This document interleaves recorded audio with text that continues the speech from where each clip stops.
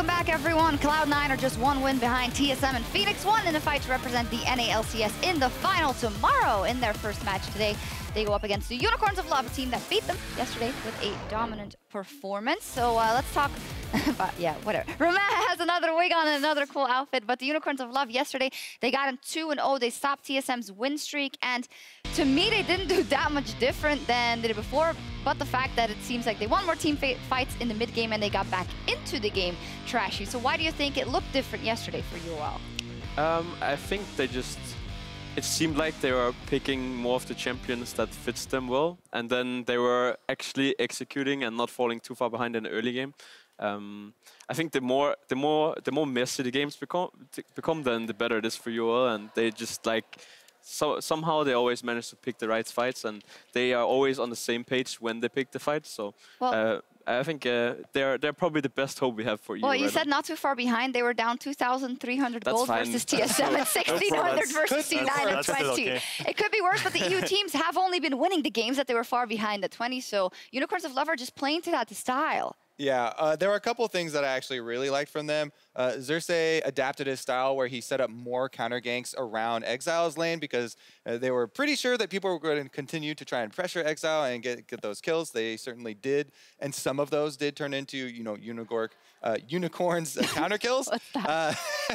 The other thing that I liked that they did was drafting, you know, things like the Vladimir, in addition to the Gnar and stuff like this, where they had a lot of team fight presence because they know that's a style that they like to play. When you get to that mid game, just go 5-on-5 engage. Yeah, I mean, when you see that in the 2 wins, it was a Kassadin and a Vladimir game for Exile. You know what kind of champions you want them to draft for him. Amazing on the other side. C9, we've been looking at contracts a lot as opposed to Xerxes for the Unicorns of Love. He's been having a huge impact, and most of the time when he spends his time around mid, they get a good game. Yeah, like he's really efficient. Like I've watched him a lot this tournament, and the way that he uses pink wards and actually uses CC of his own and the laner itself is just pretty insane. Like I think the NA teams in general are better at actually like playing around vision and playing around priority, and I think contracts brings it to the maximum actually. Yeah, his jungle proximity for mid was higher this tournament, but you've been seeing or saying that in the NALCS in general, it's not because he's not in the lane that he's not providing a lot of support for Jensen in any game that C9 plays. Yeah, as Maurice said, you know, the vision is always a very big part of Contract's game, and that's why, you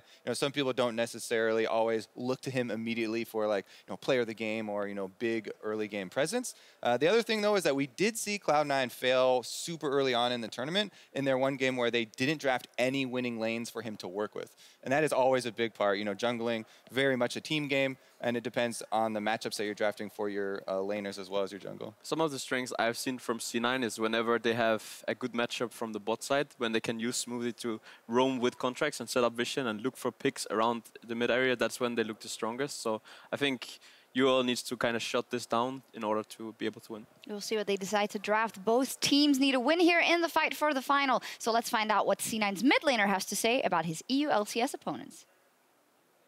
I don't think we're going to lose against Unicorns, even though we lost to them already. I think we were just kind of playing cocky, and our draft was really greedy in a way. Like, we drafted like triple split pushers, so it was kind of awkward. And then we had a really big throw, which gave them Baron. I honestly don't think they're that good of a team, so I think the match against Unicorns is going to be fairly easy. Oh, we'll see if Jensen and Cloud9 can get their revenge against Unicorns of Love here. And we're just going to take a chance, jump right into the lineups. We're going to start with Unicorns of Love coming in on the blue side. In the top lane, it's going to be Visit Chachi. In the jungle, Xerxes. Mid lane, Exile. AD carry Samix, support Hillisang, and their coach, Sheep. Yeah, I've heard people say that about UOL, what Jensen just said, but doesn't always lead to a victory. On the other side, of course, we have C9, who we just heard from. Today they're going to be going with Ray starting up in the top lane. Contracts in the jungle first in kill percentage for junglers. Jensen in the mid lane. Sneaky in AD carry, and Smoothie the support. And where did Ray get that giant club? We said it yesterday too. I don't understand. I'm not opposed to him getting a giant trundle club. I just want to know why none of the EU players got a giant trundle club. Of the 6 walkout intros, I think C9's is the best. If they don't win Rift Rivals, at least they win that.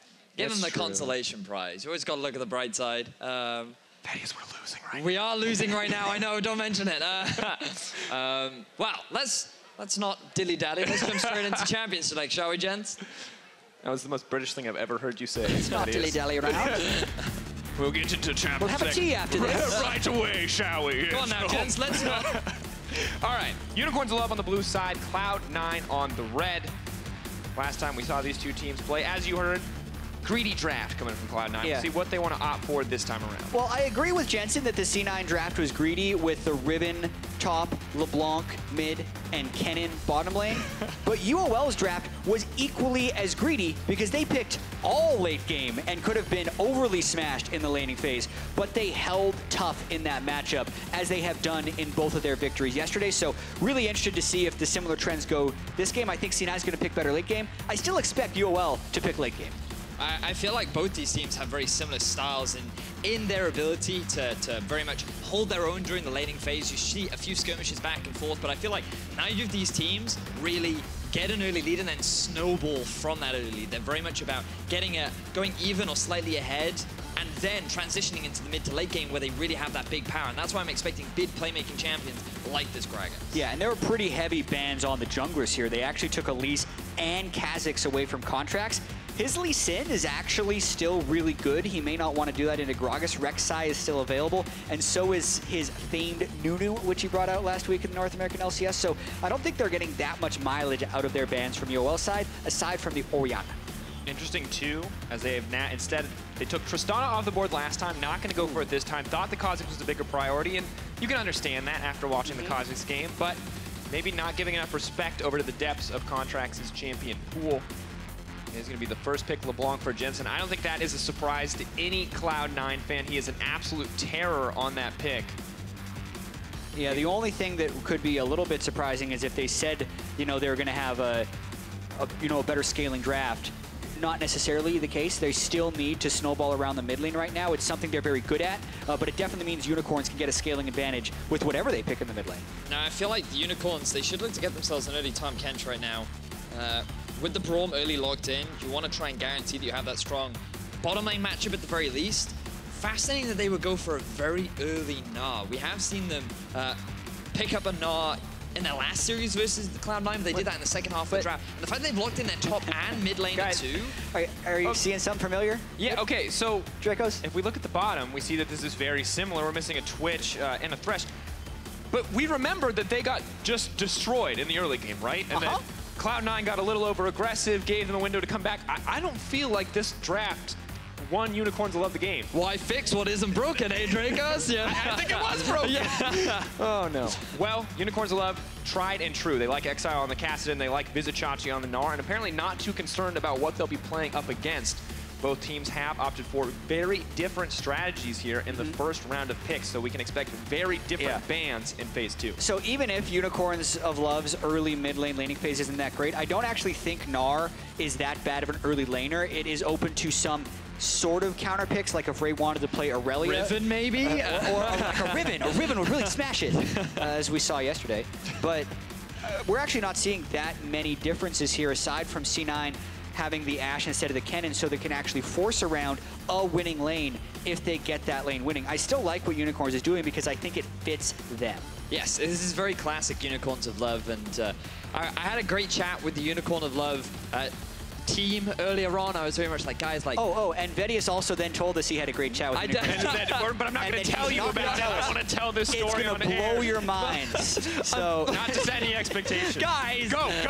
Tell your story, Vedius. So I had a chat because I was very curious about why they put so much emphasis on Blitzcrank and why they're just so willing to pick some of these unique and interesting champions. And when you talk to the players, it's just like, nah, it feels good, right? Like, that is the emphasis, that is the core play style of the Unicorns of Love. Their players just go, you know what? It just feels right. And that's why they so often pick some of these weird champions into matchups that you just don't expect. how long was that conversation? You were there for like 20 minutes. And it was about Blitzcrank, but I just thought I'd give a TLDR because the ban's have already come through and it's Dracos' job to run us through them. Wow. Well, TLDR, it feels right, folks. Xayah Thresh banned off, Rek'Sai Lee Sin on the opposite side. Cloud9 gonna go with the Rengar coming in here for Contracts. They kind of have to. I mean, look at the jungle bans that got thrown through. That's 4 jungle bans that Unicorns threw at them. The Zac is also gone, so this is technically the 6th available jungler. And Contrax's Rengar has been really good in the past. I do remember him. I believe he brought this out in the TSM series that C9 did win as well. And I know that he has had a fair amount of success with it within his own region. So I feel like that he can still play, but it's something that the European team's definitely not as familiar with, given the last few weeks, even months. Taking their time here on this final rotation as Hylissang flashes through his SO's initials. Classic Hylissang, but I don't think it's going to be the Blitzcrank this time around, Vedius. I don't think he's going to pick what feels good for him. I think he's going to pick what feels good for the team. I'm very happy that he picked Tahm Kench. I think it makes the most sense. I think that it's a great pick into the Braum and answer to the Ash Arrow as well. And I am surprised that C9 would rather ban away the Thresh than the Tahm, but I think that it's just because they're afraid of the playmaking power that Hylissang does have. And we're very likely going to see a North American Classic as they round out their draft. Yeah, at this point, Ray hasn't had the greatest of tournaments, but definitely has had some good games on Kled in the past. And this is a team from C9 now that can collapse on a focal point of strength if they get one of them through the laning phase, which against UOL is fairly likely. But then on UOL's side, I feel like their team composition is really strong in team fights if C9 doesn't run away with the early game. We saw it yesterday against TSM. If you get into those fights against Unicorns of Love, they are not a team that hesitates to execute. The question for me is C9 going to put that same priority into the mid lane that we have seen so frequently, and can Exile, a man who has been the subject to so much criticism, a weak point for the Unicorns of Love, you know, stop the bleeding early and just stay calm until they can scale up? And the thing is, here in Europe, there are 2 ways in which you beat the Unicorns of Love. Number 1, you snowball an early game lead and you're just so relentless with your pressure that the Unicorns, they just can't do anything about it. Or you're number 2, you pick a composition that outscales them and you just beat them in team fights later on because you know that's what they're trying to do. And right now, what C9 is trying to do is go for the early game lead and play for the 1-3-1 and just split the Unicorns up and never give them a proper opportunity to fight. But when they have the Nut and the Kassadin, if they get to late game, they have the options to 1-3-1, but because it's the Unicorns, you know they're going to go for those 5v5s and force them as often as they can. Yeah, and I'm asking the question, at what minute mark will Exile be dove in the mid lane turret by 3 people from C9? Because that seems to happen every time Jensen plays the block. Let us know on Twitter, at LO Esports, hashtag NAWin or hashtag EU win. When do you think Exile will be dived under his tower? Hashtag 4 minutes, hashtag 2.5. We will find out. It is Unicorns of Love up against Cloud9, a repeat matchup from what we saw last time. Unicorns guy is here. North American fans, you may not know him, but we know him well here in the EULCS, and that is the Love Hurts crew backing up their boys. Unicorns took down this matchup last time. Can they do it again is the big question. That really comes through well. He's a very loud person. He is. He is very loud. Very dedicated fan.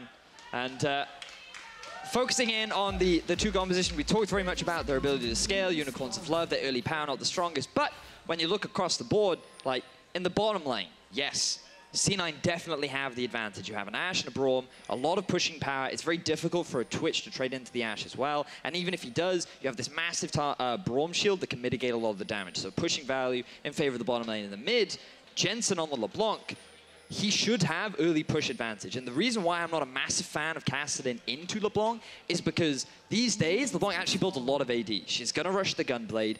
If she wants to, she has the ability to go for a very early Cutlass, and you can just harass the Kassadin out of lane with simple basic attacks. And his laning phase becomes extremely difficult, even at the 15 to 20 minute mark, once he's completed Rod of Ages, simply because of the amount of sustain that LeBlanc gets from the Gunblade as well. And I know it's really common to start Dark Seal refillable into a Corrupting Potion on Kassadin, but not starting with the Doran Shield means he might be forced into a really early recall or teleport back to lane. Bit of aggression comes in here, though, around the early Raptor start. And speaking of the junglers, Rengar, not a pick we have seen so much in the EULCS. Xerxes, one of the few people to pull it out. But really wanting to see what impact this pick is going to have on the early game. We've seen Rengars where they get a kill early, they take over a game, and we've seen the Rengars who farm up for 6 and wait for that ultimate before they can find impact. Yeah, I've definitely heard of NA Rengar before. The term gets thrown around a lot. However, Contracts did have a 15-kill Rengar game in the spring split. in one of them. As Vedius mentioned, he's also pulled it out this split, so definitely one of the better Rengars. That being said, it has been nerfed a multitude of times since it was really OP earlier on in the year. Those were good times. Were they? I played Rengar during those times. They were great times. As a mid laner, it did not feel good. Looking at options that he does have to gank, top lane could be an opportunity because there's a lot of all-in power, but you always have to be wary of the Mega Gnar transformation and the turnaround potential of the Gnar. In the mid lane, it's always a good option, but once Caston hits level 6, he's going to have a lot more mobility, so as long as Jensen can land the chains, then you're looking at a really good spot. Ooh. But I feel the best lane for him to gank would be down in the bottom lane. The Ashe Arrow, the chains you see from the Braum, and then the follow-up from the Rengar engage, I feel like that's where he's more likely going to find the most reliable ganks and the best place to try and snowball. And that bottom lane already suffering very far behind in CS as Vizichachi and Ray continue to trade. Quick Goomba stomp, looking for the proc on that Hyper, and Ray definitely not getting the better of that trade, but as long as he can remount, he should be okay here in the early laning phase as C9 go for the early jungle invade. Yeah, I do think the Kled has to play very aggressive in laning phase, so I'm curious to see where Xerxes goes for his gank. But I do want to point out 2 missed CS Jensen had right before his recall. He missed a cannon minion and a range minion, and then recalled for Dark Seal. But if he would have had those 2 CS, he would have had enough gold for a control ward, which allows him to have a lot more pressure in the mid lane. So those little things can have some pretty far-reaching consequences. I'm surprised Jensen missed both of those CS. Oh, Ray getting baited in. Yordle fight, but there's a fat man from behind, and that is not what you want to see if you're Ray. And he goes, Ray. Oh, first blood gonna drop for the Unicorns of Love. I feel like we've seen this before. The Kled goes in, they want to try and get a lot of early trading. They want to take advantage of their passive where they can just get Skull back and then they'll have the health advantage. But by playing that aggressively, by being so forward in the lane, it allows Xerxes to punish him and they get first blood over in the top side of the map. And Ray, 5 isolated deaths already this tournament. He does have 2 solo kills, but continuously maybe looking for those outplay opportunities. Is not going to find it on the top side of the map, and that's going to put him at a pretty decent deficit here early on. However, have to set our sights on the mid lane once again. We're really waiting for Jensen to have that big impact. LeBlanc was and has been his signature pick over the course of the tournament, it feels like. And Exile surviving surprisingly well here in the early game. Yeah, burned his teleport to get back to wave. Jensen walked back to lane. So Exile actually with an item advantage, a second Dark Seal against Jensen, really just trying to survive this laning phase as much as possible. The one thing that does stack with the Dark Seals is the base AP as well as the percentage it increases your health potions by. So his Corruption Potion will give him a huge amount of sustain, and I think he's actually going to be getting out of this laning phase, at least to level 6, from a pretty okay state. And it's surprising given how dominant Jensen has been throughout this tournament, because as an individual, he has been one of the best performing. Just look at his KDA, the fact that he has such a significant CSD, and the thing is, these stats are ranked out of every single player in the tournament. Statistically, he is one of the best performing individuals that we have here at Rift Rivals in 2017. The big one that always draws my attention to those 3 deaths. All of those have happened after 24 minutes. This man has never died in the laning phase. He has never given up anything, it feels like, early on in the game. Always an enjoyable player to watch, and a lot of hype was surrounding both Bjergsen and Jensen as they came over to the European side, got to play against their European brethren, and so far they have certainly had a number on a lot of European mids. Been a bit grim for the European squads in the mid lane, but Jensen maybe now looking to get more aggressive, contracts invading the jungle as well, and C9 starting to put down a decent amount of pressure here onto the Unicorns. Yeah, I do think one thing for C9 that hurts them being able to play like super aggressive in the early game is the fact that they were pushed into that Rengar in the jungle. Contracts isn't going to have his most effective gank until he hits level 6. Being able to get some counter jungling off and some deep wards is good for C9, but I mean, look what's happening in the top lane. It's a travesty at the moment. They're down 20 CS. Basically, Vizichachi is Jensening Ray, as what Jensen has done to other mid laners. So is that the term now, Jensening someone? Yeah, when you completely destroy their soul in laning phase. But for UOL, since they have such a good late game team composition, this is a fantastic first 7 minutes. And it's great that you're mentioning that, because Chachi has been one of the best performing top laners that we've had at this tournament. This guy, he has the highest CSD at 10, the highest gold difference of 15, and he has one of the lowest jungle proximities for any top laner in the tournament. These guys do not actually invest a huge number of resources into Chachi, yet he still performs even when the whole team is not having the best of games. So I've always been impressed with this guy as an individual. Yeah, Spring Split MVP. Although one of those stats is not like the other. One of those stats is bad. 5 Teams like to camp him, okay? It does happen. But he was a really big facilitator in why they were able to win their game yesterday against TSM. The big Gnar ultimate followed by all the Vladimir damage around the Baron Pit really swung the game in favor of Unicorns of Love, and that's why they're now sitting at this 2-2 record and looking like one of the favorites to make it to the final. But we're still in the early game. Right now, Exiled, he's getting a little bit more control over this lane. The fact that Jensen's prioritizing early AP rather than going AD means that now that Exile's completed the Catalyst and maxed his Q, he's going to have much healthier trading patterns against the LeBlanc. Still surprised he's going for the Thunderlords, though. I feel like Deathfire right now is just so much better for him as a mid lane champion. He likes to kill people, Vedius. He likes to kill people early and often. And it hasn't happened yet this tournament, but it could. Now Ray getting aggressive. Rengar on the way in. That is the crucial level 6 point that you mentioned earlier. But Vizicachi just going to flash out, so a flash-for-flash trade in the end. Yeah, and the ultimate of Rengar, I think, is really big. Ray did so much to try and bear trap him on a rope away from flashing, but Vizicachi timed it just right, getting the bounce on the hop right before his flash to break the tether. Hard to do, because if that tether lands, Contracts jumps in and they get the kill. Very close, but surviving the skin of his teeth in the end, has to burn the flash. Maybe Contracts can look for a repeat gank, but as you mentioned, really needs that ultimate to be a reliable threat. To be able to come in quickly, and Exile just kind of messing with him at this point in the game. LeBlanc coming as well, but Exile just going to back off, not looking for any aggressive play. In his winning lane against Jensen, his teleport's pretty much completely back off of cooldown. He arguably had an item advantage with the Catalyst, and he's still getting a lot of harass off onto Jensen. So doing really well today, especially when you consider the way his tournament began. Yeah, and I think we have to say, I mean, he's been the subject of so much criticism both locally in Europe as well as in this tournament. But this is probably the best laning phase he has had so far, and it looks good for him right now. But this is also one of his best champions, too. Like, during the regular season of the LCS, when he was on Castle, when he was on champions that he couldn't afford to be aggressive on, was when he was performing the best. And it was really nice to see how often that teams would actually show respect and ban it away, because that was when Exile wasn't giving away all these free kills in lane, when he wasn't giving away all these free deaths to allow the enemy team to get these early advantages against UOL. Now, though, laning phase just continues to move forward. Neither team making any massive map plays, but Exile continuing to get aggressive, trying to proc the Thunderlords here, and Jensen and Exile are just at each other's throats in the laning phase, but Jensen maybe just waiting to back off his Contracts. Ready to move into the mid lane, but has been spotted out by the ward. Is Exile going to back off or just continue to play aggressive here? Yeah, they might be trying to counter gank, which is pretty dangerous against a Rengar when you have a low health cast in like that. This will be interesting to see if they try and force it versus just back away. And Cersei unfortunately sweeps, but the ward is just outside of his range. And you can see Sneaky and Smoothie have moved up through the river as well. This will allow Samix and Hillerstein to get the push on bot, force that wave underneath the tower. And this bottom lane has had a fairly healthy laning phase. They haven't suffered as much as you would expect, given how much priority Sneaky's had over the lane. I mean, I listen to you guys complain about UOL a lot, because you say, hey, they were so good at team fighting. If only they would just play a conservative laning phase so they weren't constantly playing from behind, man, they would be such a good team.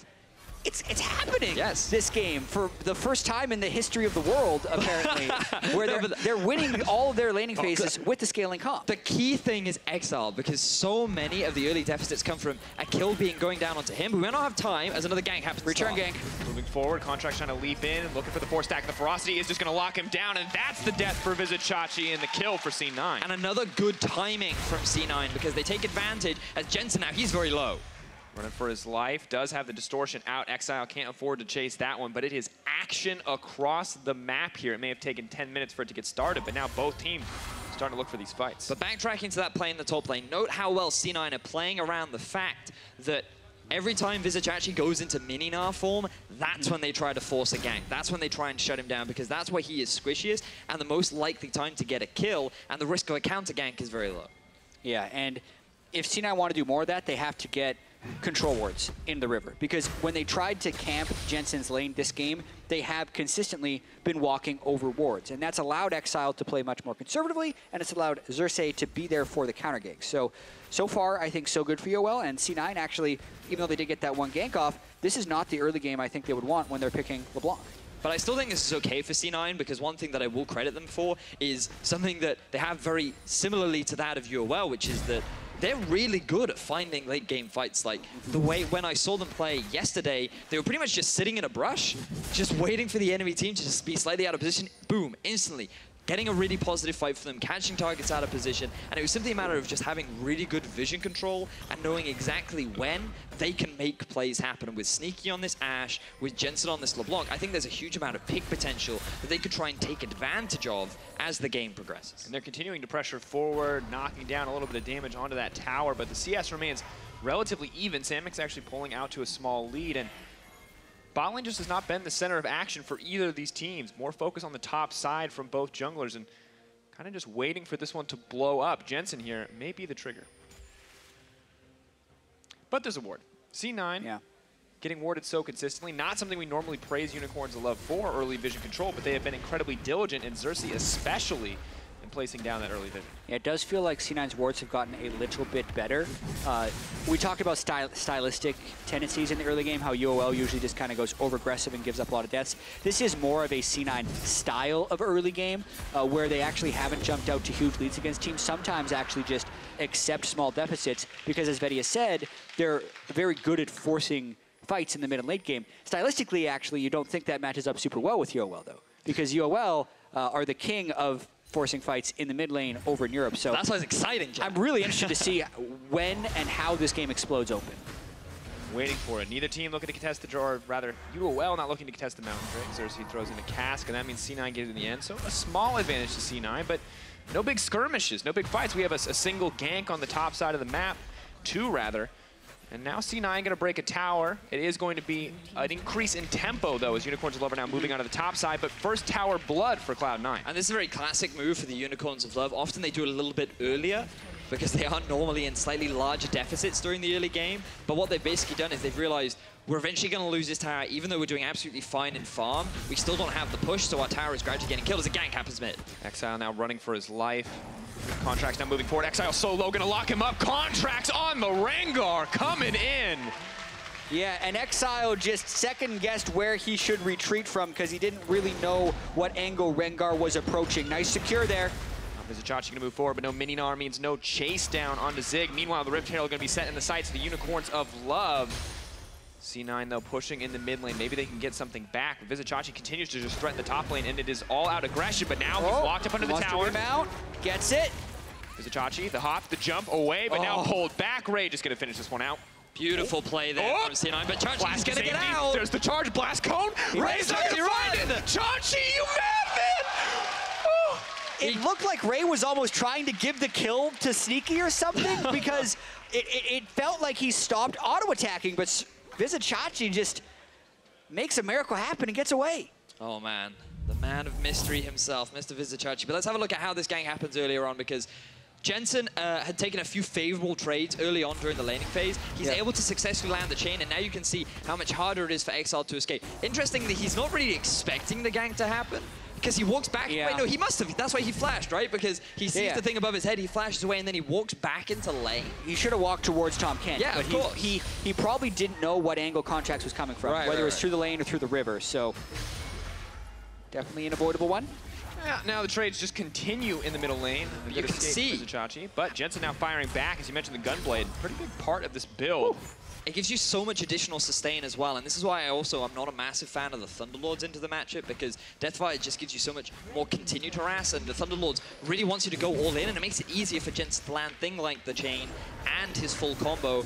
Add to the Gunblade and the sustain that he gets, he's always going to come out on top. Ray and Jensen now setting their sights on that middle lane. The Herald still available for Xerxes and the Unicorns of Love, but now the tower score is evened up, and the gold just about dead even across the board. Surprising to see Unicorns of Love, a team who struggled in the early game, go so even, and C9 and UOL just feel like they're poised for an insane mid game. But now the map has opened up with the mid tier 1 down, the bottom tier 1 down. The only thing that C9 are really looking to play around is that tier 1 in the top lane, but it also gives the freedom for Jensen to move around the map. Yes, he'll stay mid to try and keep this tower healthy, but the reality is he has a teleport available. It's very easy for him to come back should he need to, but also this is a great opportunity for C9 to try and make plays happen. They have the Ashe Arrow, the Rengar ulti, and the damage on LeBlanc. It means that UOL have to be very careful with their vision, which if you just look at the minimap right now, is heavily in the favor of C9. Yeah, and I think UOL would be okay as long as they can fight around Gnar. It's a 54 CS advantage at this stage in the game. I still don't feel like any teams have an answer to Visit Chachi's Gnar. He's now played it 3 games in a row. The Kled certainly does not seem like one. Here's the Herald, though. They want to push. Moving forward. Minion Wave not there to back him up. They're just going to rely on the immediate damage and the Rift Herald to tank this one out. Chachi is Mega, so it's not a great time for C9 to force. Be careful. Counting down, maybe waiting out the duration on the throw hunt. Don't think he has enough time. Look at Kled. Arrow goes in under his charge. He's about to turn many. Perfect timing from Cloud9, but that is the interrupt. In comes the charge onto the backside. Exile in trouble. They're looking to take him down. Exile going to drop. Now Ray is on the front lines running face first into Samix. He's going to get dismounted. Smoothie going to try to back it off, and Unicorns are going to pull away, but that is the kill in the favor of Cloud9. Suddenly, though, Xerxes moving forward. Jensen backing off. Hylissang going in alone, and he's going to pay with his life for that one. That's going to be the 2-0. And this is exactly what we were talking about earlier on. Cloud9 are so good at finding these fights. At first, they pop the Rengar ultimate early, and you think, why are they trying to engage right now when the Mega Gnar is available? But they pick the timing just right. As the Mega Gnar is running out, they use the arrow onto him so that he can't even get his ulti out. And then just keep your eyes on Ray down in the river. He's waiting for the flank. And I heard the players just shouting, focus Kassadin, focus Kassadin. And that is immediately who the entire team collapsed upon as they shut down Exile. Yeah, they get him with the Braum, and then they want to continue chasing, but Samux, to his credit, gets a lot of damage through onto the rest of C9 to make them back away, and then a bit of overconfidence by UOL for sure. Beautiful flash by Sneaky there. Otherwise, he would have been hit by Xerxes' taunt flash, or body slam flash, and then a questionable Abyssal Voyage by Hillsong. And another thing that Chachi was telling me earlier in the day was, you know, sometimes you just got to flash in. And I feel like this is not one of those times that it's saying, like, there could have been a great opportunity for you to just chill out, relax. You went okay in the fight. You only lost one member. You should have just disengaged. And in his defense, he started channeling the Abyssal Voyage as Xerxes was going in. I think he was convinced the body slam was going to land, that they were going to turn the fight in their favor. But the second that flash from Sneaky that you noted comes out, things fall apart and the fight turns against them. And that means another dragon dropping in the favor of Cloud9.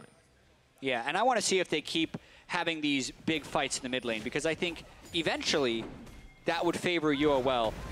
We mentioned how C9 is, really good at finding fights. Against UOL, you know where to look. You look in the mid lane because they're so often trying to just mob up around that turret. C9 still holding that turret with a little bit of health, and Exile actually trying to get on Sneaky, but may have overestimated exactly how much damage he does. He's only got the Rod of Ages, so his threat is not as high as Sneaky's is at this point in the game. Won't lose anything as a result of it. We'll just catch the wave. But I'm just so impressed with the vision from C9. Like, every single objective that they've been setting up for so far, there's always been very clear wording around what they want to do. And they just took the dragon down in the bottom lane, and you can just see how the setup had come before, so they knew that it was a very clean take. They have 3 control wards in the top side of the map, so while the vision investment isn't massive, it's still around like, hey, we still have a good idea if UOL are trying to go for a sneaky Baron rush, and it's very much C9 being very smart about where they set up vision to try and punish UOL. And Vedius, I feel like if teams are showing us where they want to set up plays with vision, Unicorns of Love are showing us the classic. So much of that vision in mid lane, 2 in the mid lane alone. And those guys, I feel like they just want to fight. We see this so frequently across these games in Rift Rivals that Unicorns of Love just are not worried about anywhere else. They want to fight in that mid lane. And their actual engage, I'd say, isn't as reliable as what C9 has with the Ashe Arrow and the Kled ultimate. They kind of need Xerxes to go and make a big play with his flash down. So in the meanwhile, like this, if they have more people there, they're going to be able to push. But this isn't necessarily a team fight. Not going to be the case, but we can see Unicorns of Love coming even just about on the goal of the 20 minutes. Normally down 2K, only down 1K this time around. So it looks a little bit better for them. Of course, a much better early game. The mid-game fight goes in the favor of C9, though, to give them a small advantage. And sadly, this is not the same case as we always see, where they're guaranteed the win with some late-game scaling Vladimir, but it does look very good with the Unicorns of Love. And there's one thing that I can promise both of you. and that this will be a quick game. Because the Unicorns of Love, their average game time at this tournament is 29 minutes and 41 seconds, which is pretty damn fast. It is the fastest average game time out of all of the teams in Rift Rivals, and that is because whether they are winning or losing, Unicorns of Love always say, I have a battering ram, and I'm ready to run it down mid. What is a Vedius guarantee worth? Well, if it goes longer, if it's a 40-minute game, because I've seen a few in the last few days. It's an average game time, right? Like, just bear that in mind. All I'm saying is that it will be guaranteed. One thing I can guarantee you both is that it's going to be a fast game. Okay. I will guarantee you both dinner. There you go. If it's not a fast game, come on, Unicorns, you owe me. Yeah, I think it definitely could be with the way this game could explosively move in one way or the other, but C9 isn't necessarily the fastest scale team, and the game is still really close. Plus, we've seen C9 have those really ugly games earlier against T2 where it went on and on and on. So can't wait to see how this actually does. If you just Caster Cursed us into a 70-minute game, I swear. You mean it'll be super hype, and I'll be really excited about it. 70-minute game of high-quality League of Legends, because that's all you get in those kind of games. But now things have definitely slowed down a little bit. Baron is still a big point of contention for both these teams, and I feel like everyone is just waiting for the 2 items. The second item spike, where teams can really turn on and feel very confident, especially for Exile, who's working towards that Lich Bane. Definitely not really built for team fighting, but it will give you a lot of additional damage when trying to get onto that backline.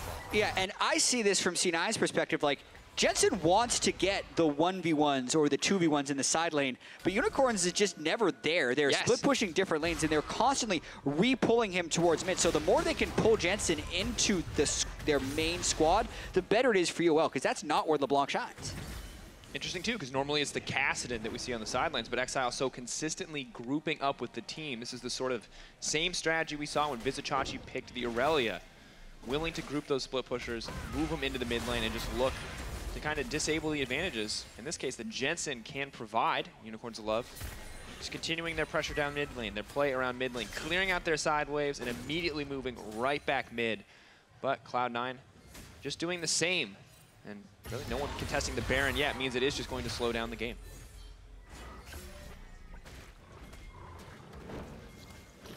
I like Righteous Glory on Xerxes as well.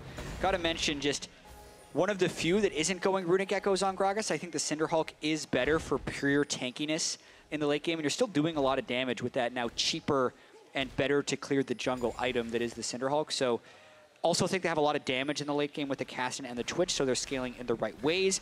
I would like to see them actually do something like a double Knight's Vow between the Gragas and the Tahm Kench as their 3rd and 4th items, probably after Xerxes builds up a locket on Gragas. So I do feel like they're team fighting for a lot of reasons, champions as well as items, will scale better if they can continue to keep this game stalled. C9's not making any headway with these split pushing games. Jensen's never getting to fight people. But there are pings in the middle lane. You can see Rengar hanging off towards the side. Jensen, he has just had to clear out this top wave. And remember this double TP. Right now, there's no deep vision investment from the side of C9, so it's going to be difficult for them to get the same kind of flank that they had before. But just look at the lack of vision coming out from the Unicorns of Love. It should mean that if Ray wants to walk over, UOL will not be able to easily spot him out. When we look at the awkward position that Cloud9 are in as we get later into the game, the Gragas with the cask, he may not have the damage, but he has the disengage for these picks. Like the Rengar, like the Kled on the top side of the map, the Braum is, or not the Braum, rather the Tahm Kench as well, who can interrupt a lot of the assassination potential that Rengar and LeBlanc bring. And if C9 can't find some skirmishes or some greater advantages, it does feel like Unicorns of Love are just going to be the team that wins Jensen out on the stall. But not going to stall for much longer. The double bounce coming in for Vizicachi. Range extended on this patch. May not be the biggest factor. These are the fights C9 wants when they're not fighting the majority of UOL. Wallop comes down. Kled charging in. Is going to find Xerxes, not the target that he wanted. Vizicachi tries to throw him back. Boulder goes out as he switches to Mini, and both teams just going to back away. Yeah, I think Ray actually had instant regret after casting that ultimate because the rest of C9 wasn't going to engage, but it does buy them time to get a Mountain Drake. Oh. Are they going to get it, though? Yes. No steal. Cloud9 secure the second Mountain Drake for themselves. That will make it easier if they want to pressure the Baron. Will make it much easier to contest those major objectives, but still have to find that pick or that fight before they can get there. We did see earlier on in the day the EU teams not the best at contesting around these dragons, but they are still willing to fight you for your towers. So while C9 were backing away from that objective, it gave UOL the path towards that tier 1. So now the entire map has opened up. It will give UOL the freedom to get the deep vision down if they want to try and make a play. And looking at some of the ultimates that are unavailable right now, Ray doesn't have his ulti, Contracts doesn't have his ulti, and while Chachi also doesn't have his ulti, the fact that Meganar still has a fair amount of CC, I feel like this would be a good time if you all want to try and force a fight. And the thing about the Gnar, that Meganar ultimate is really short cooldown. Due to the constrictions of the form swap, you know, you're gifted with that low cooldown, and now Vizichachi gonna have it again pretty soon. Yeah, and I think it's going to move towards a Baron game now. I mean, double Mountain Drake for C9 gives them a lot of threat over the area, but that's also kind of what UOL is waiting for. They're waiting for C9 to break out of this 1-3-1 pattern so they can force a 5v5. We talked before about how they need Xerxes to get the initiation, so they'd actually need C9 to be grouped up around Baron for something like that to happen. Once again, 27 minutes, 30 seconds into the game with UOL having only 1 kill. Rather peculiar, but yeah, I still think it's okay for them in the grand scheme of things with their late game team fighting. You look at the damage dealt to champions this game, and we have to remember, this isn't really from team fighting. This is just from Gnar poking in lane so consistently, the LeBlanc and the Ashe poking out as well, because there just has not been a ton of action anywhere. Yeah, really has been quite a slow game, but also very much what, as Jack was saying earlier, you more expect from C9 playing more of the slower early game, not necessarily building a lot of their leads from all this immense early jungle action. It's not the most common thing to see Jensen get like 4 kills against Caps after the jungle and the support gank there like 3 times in a row. So this is a little bit more standard, and now that like we're approaching the 30 minutes, I really am expecting a big fight. Smoothly getting aggressive. Out comes the ultimate from Rengar. Maybe this is the engage option. Samick spat over the wall. They are going to look for the pick onto Hylissang. He pops the thick skin and flashes right over Vizichachi looking for the disengage. Ray not going to connect with the ult, but Hylissang is going to get popped. And now Cloud9 is moving forward. Contract's going to try to lock him up, but it's Samick untouched in the backline. The Twitch looking for the turn and burn, and here comes Exile.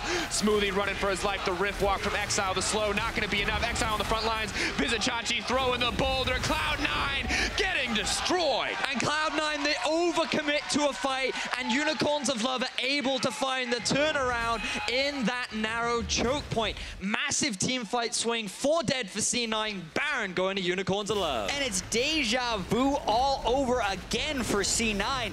In the first game against UOL, they said they had control. They lost 1 team fight, UOL got Baron, and it was over. So 2 of the 3 things have happened here. The mid-game team fight goes to UOL, and they get Baron. Now the question will be, can they end after so much of the game being passive? Baron now uncontested and just not enough respect given over. C9 so close. 1 more pick, walking away. That could have been their Baron. That could have been their fight, but they just stick around too long. Yeah, well, they see Kasten in the side lane without teleport, so they know they can go. They can force a fight. They get a lot of damage onto Hylissang. They burn summoner spells across the board, but they commit almost all their damage onto Tahm Kench and then trap themselves in this really small corridor where they've used everything, and Twitch can then free hit. And by the way, Exile is now here, so it's no longer a 5v5. C9 walk right into a very small space against a Twitch and Kassadin, and they pay the price. Yeah, man, what a great fight from the Unicorns of Love. Really getting a fantastic turnaround, and now they are feeling confident. They are feeling good. Look at how much free damage Sax is able to get on the back line.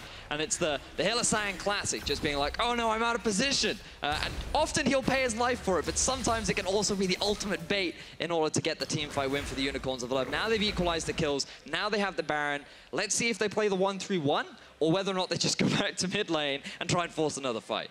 It's a bad news when you're Assassin in the mid lane, you're Pseudo-Assassin in the jungler on that Rengar, when they can't kill targets in a timely fashion, and Kassadin gets to walk all the way from top over into the middle of the fight. Things looking a bit grim for C9. Now, they're not out of this one yet. A lot of it is going to depend on what Unicorns of Love can do with this Baron and Vedius.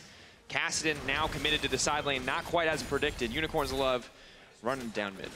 Yeah, now a level 16 Kassadin as well. Oh, yeah. As an Infinity Edge Twitch with a whole boatload of attack speed. And C9 unable to set up a split push. If they barrel into a 5v5, they most likely lose. So C9 really limited options at this state in the game as to what they can do. And Unicorns of Love are typically a team that are very good at being able to close out games once they have a convincing leads. And here we go, Exile now grouping with the team. Let's see how UOL force. C9, are they going to fight for this one? Or are they just going to back off? For now, they're going to settle for a bit of poke damage. Can't fight the Baron up. Unicorns of Love squad for now. Wards available for TP flanks, not too many on the side of C9, and don't think this is the fight they'd want to take anyway at this point in the game. And it's a sorry state of Mountain Drakes for NA this tournament. I feel like there has now been at least 3 games where the team gets 2 to 3 Mountain Drakes, but then they're just not utilizing it properly. In this game in particular, C9 wasn't playing around Baron when they went for that fight down on the bottom side. You can threaten the Baron when you have 1 or 2 Mountain Drakes and therefore make picks. What's happening is they're getting these Mountain Drakes, they're not forcing around objectives. Those Drakes are now useless to you until 35 minutes, and then you're losing the fight and UOL is taking Baron. And we have to wonder, how many arrows has Sneaky actually thrown out this game, right? Like, we think about the pick potential with this composition, the Rengar ultimate, the Ashe arrow, the Twitch. There's so many tools to find a pick. Yeah, I feel like C9, they slowed the game down so much without doing anything that they did try to go for a full-on 5v5 mid when I feel like they never really needed to. Like, they could have played towards trying to collapse on someone on a side lane, try and find these small opportunities, and really they just played into the hands of the Unicorns, who eventually found that great 5v5, and now they're on the doors of C9's base. Luckily, C9 still confident enough to come out and kill those cannon minions, not to let it burn them down, but Vizichachi and Exile on the top side, they're going to take that next tier 2, when there's just not a whole lot that C9 can do about it. Renee gets a bit aggressive with that bear trap on the rope. Vizichachi taking some poke damage, and Jensen just using the most of that LeBlanc kit that he can. However, this is just looking so grim for the side of C9, but with Baron buff slowly ticking away, suddenly a little bit more on even footing. The 5K gold lead for Unicorns of Love is massive, no doubt there, but C9 may be able to find an avenue back. And I do think UOL's played really well. In the other wins they had yesterday, they made a bunch of head-scratching plays in the early game, and then they played the team fights well, yes, but oftentimes it felt like it's because the other team was, you know, doing something silly, and then UOL punished them. But here, they've known they have the scaling advantage the whole time, and I can't think of one instance where they made an over-aggressive play. Yeah. So who is this team that showed up on day 3 of Rift Rivals? Because it's telling us that it's Unicorns right now, but based on the early game, it just feels completely different. It's refined. They just refined it in a day. One day. Day That's 1, all it takes. lose all the games, managers change his figured head. it out. Now it's a 2-0, and now they're looking to head at least to another win to start. Jensen. One more auto, the flash away to stop the expunge. Exile now has to run for his life. He's exhausted. Ultimate not going to connect. The slow animation. Here comes the collapse. Suddenly Vizichachi on the back line. He's stunned up. They don't have the damage to kill him, and now Exile's leaping forward, but Ray is coming in with that charge. Who's he going to latch onto? It's Vizichachi in the mini-nar. Exile goes golden, but Hylissang can't devour him, and he gets stunned up before he can. C9, this might be the fight that they need. Samix now leaping forward. That's the spray and pay, the double kill for Sneaky. The Ashe is looking to turn this back. Xerxes on the backside. He's trying to kill Jensen. Can he get the damage down? Yes. Now Vizichachi in Meganar. He is running forward. Ray has remounted, and suddenly Unicorns of Love are starting to lose. But it's Samix with the turn and the burn and taking down the opposition. Unicorns of Love hunting for a bit more, but at the end of the day, that's a 3 for 2. A bit of a sketchy team fight to start off, but Samix comes in for the cleanup, ends finishing off with a 3 for 2, going in the favor of Unicorns of Love. Unlikely that they'll be able to turn it into any significant objective, but still a team fight win for the Unicorn. Yeah, Samix is doing so much damage, and it took a while for him to arrive to that fight. That was about the best fight that I think C9 could hope for, where they get a long time before Twitch arrives, and they make Exile use all of his Rift Walks in retreat rather than going for Sneaky. The Ashe Arrow not landing at the start actually misses a lot, and then the Den missed a bunch of skill shots on top of that. So the idea of the fight was good. Missing the skill shots, not the best form of execution, but on top of that, towards the end of the fight, I think Sneaky actually played this really well, kiting back from a lot of spells. Yeah, I was really impressed with his constant, really good positioning. Like, he's always keeping on the edge. Exile was a little bit aggressive, flashing in to try and get the kill, but then you think, oh, this is going to go really well for C9, especially with the fact that Ray going to remount too. They're now in a 4 versus 3. They still have their AD carry alive, but then Samix stealths up. Sneaky doesn't realize that he's come back in, and then with Xerxes, the additional CC to set up Samix for the cleanup results in them getting the teamfight win, and now they'll be able to get themselves their first straight of the game. Sadly, it gets harder and harder for Cloud9 from here, and we saw in that fight as well. Some small miscommunications from UOL leading to some advantages for Cloud9. Exile going golden right as Hylissang flashes in to devour him. Then Hylissang getting stunned as he comes out and unable to complete it. But now they just run it down mid. Now they're looking to keep the action going. Vizichachi in trouble, could get picked off. Does go Mega, does try to turn this one back, uses the Gargoyle Stoneblade, but it's time. That's the baited, outsmarted started.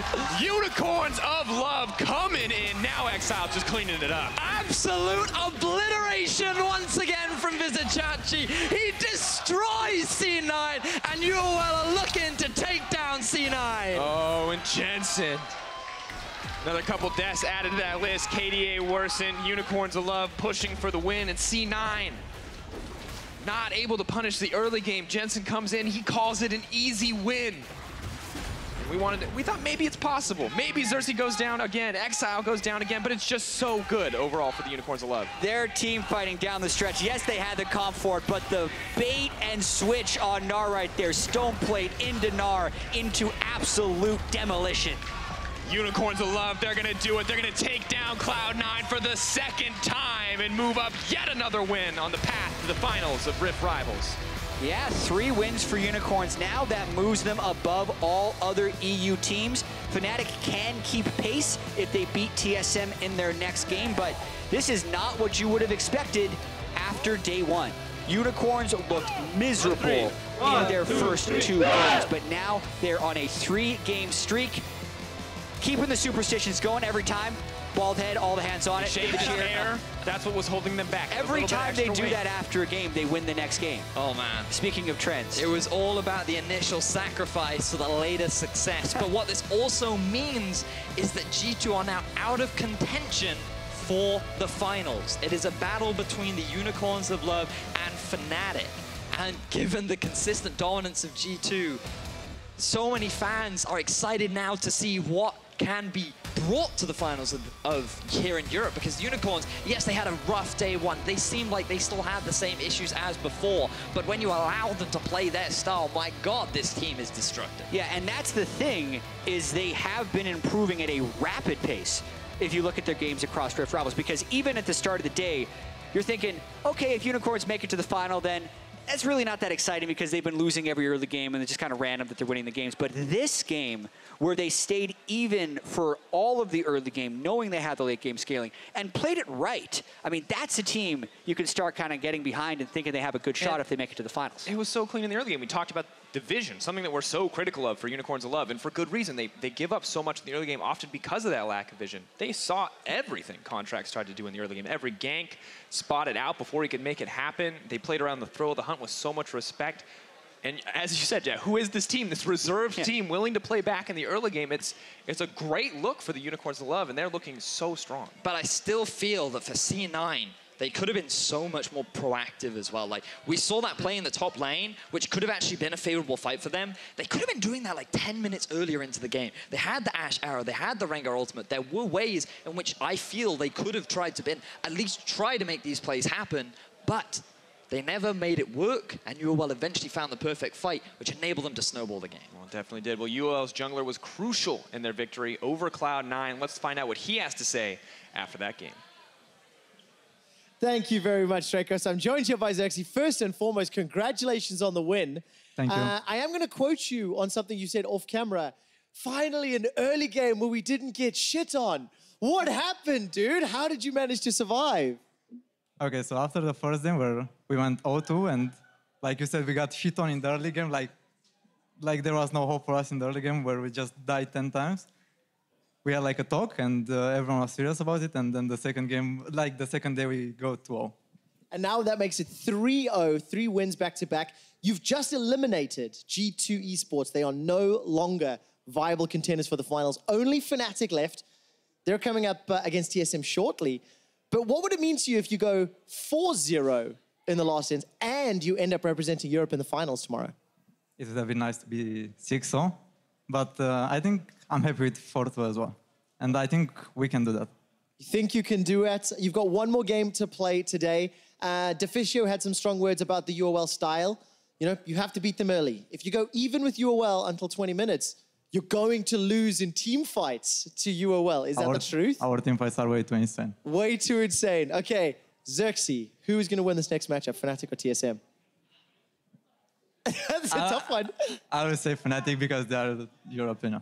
Going to be European, and that means the last games are going to be more important. Xerxes, thank you so much for the interview. Thank you as well. Congrats on the win. We're going to head to the analyst test to wrap up the game.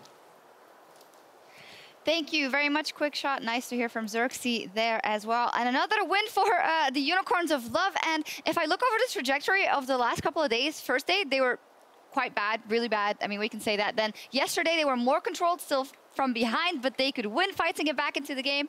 And this game, they just play well all around. Is that a fair assumption to make, Trashy? I do agree with that, yeah. They've been getting better.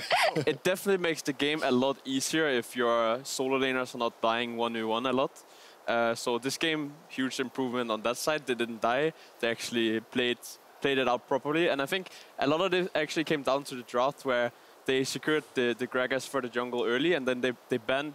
C9 didn't pick up the jungle pick in the first phase, and then they had to pick Rengar, which is more of a scaling pick and can't really punish pre-6, so they couldn't really punish the lanes of UOL, and that really helped them. Oh, and C9 first picked LeBlanc, who ended 1, 2, and 2, by the way. Yeah, like Trashy was talking about, helping a lot with the solo laners doing well in the early game. Not only did they not lose, but Vizicachi actually smashed Ray after the one gank that he got from Xerxes super early on. A huge CS lead.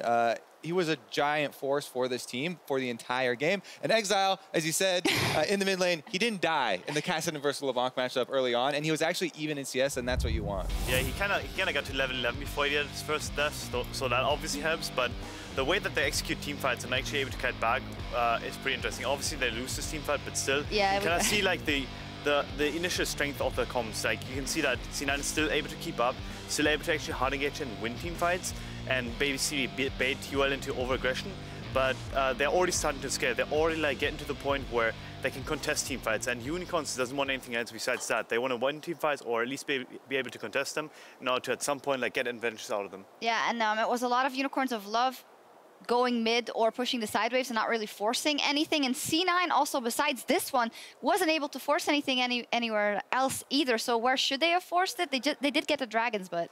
I think if they were more cohesive as a unit and actually would have used more TPs maybe, like had LeBlanc silent earlier, because LeBlanc does beat Cassidy until a certain point.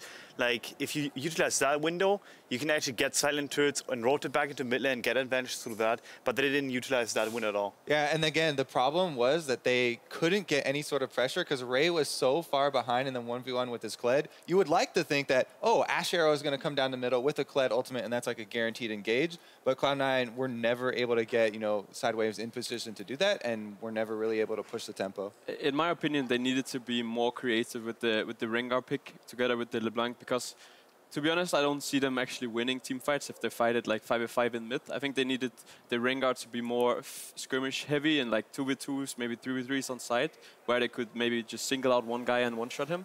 But they didn't really do that, and then when they actually hit these 3 items from UOL on the Twitch and Cassidy, there's just no hope. Great point. Let's take a look at a couple of those team fights where Unicorns of Love were so good. This one in the jungle getting 4 kills brought to you by Acer, and this is what you're talking about. The clock is ticking, and well, the alarm bell has rung for C9.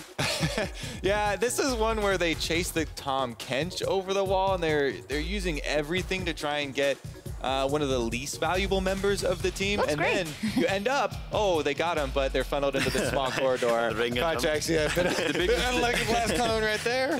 The big mistake is like they force so hard into the Twitch, where they actually don't even get on top of the Twitch, and they stack up for all the AoE damage, and then we just saw the damage chart after how much damage the Twitch actually did in the fight, and you can't really allow this. Like if you do mistakes against the Twitch Cassidy comp, then at some point you will just lose the game. Exactly. They were getting outscaled, and they kind of tunnel visioned on that charge. They actually got both summoners out of the Twitch in that fight. If they kind of pulled off, I feel like they still had maybe one more attempt left in them, but that was pretty much the game breaker. Yeah, they kind of overchased on that one. Like if they, as you said, like just got one more attempt where they actually like utilize another ultimate of Ray and actually like lock the Twitch down instead of like chasing him down that way, they would have basically been able to get what Unicorns was able to get, which is Nasher. And key point in this is also that you can't make any mistakes in those fights because Unicorns are scaling and are pretty good at team fights as well. Let's take a look at this one, which looked like it could be turned into C9's favor. And how does it Gnar survive? And then he gets Mega Gnar and he destroys everyone. Plate, I believe, helped out here. Transforming into Mega as well was just really funny timing.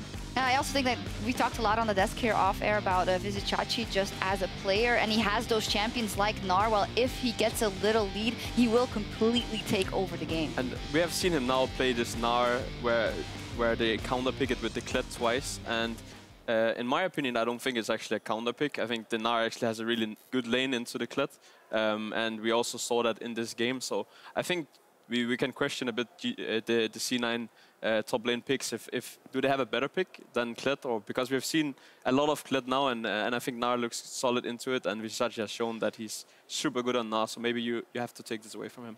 Maybe some Kleds have still been successful for NA, but not this one. Vizicachi taking over the game, and after that UOL win, G2 no longer have a chance to qualify for the final, as they are 2 wins behind with only 1 game left to play. But we have more action coming up in just a second as Fnatic takes to the stage to take on TSM. There are standings refresher for you, but stick around because we'll be back with the next game in just a few. There's a fat man from behind, and that is not what you want to see if you're Ray. In he goes, Ray. Oh, first blood gonna drop for the Unicorns of Love. Moving forward, Contract's gonna try to lock him up, but it's untouched in the backline. The Twitch looking for the turn and burn, and here comes Exile. Smoothie running for his life. The riff walk from Exile, the slow, not gonna be enough. Exile on the front lines. Vizicachi throwing the boulder. Cloud9 getting destroyed. Nice. Help me. Wait, Twitch is nice, guys. Turn this one back, uses the gargoyle. Don't play by the baited, outsmarted. Unicorns of Love. That was close.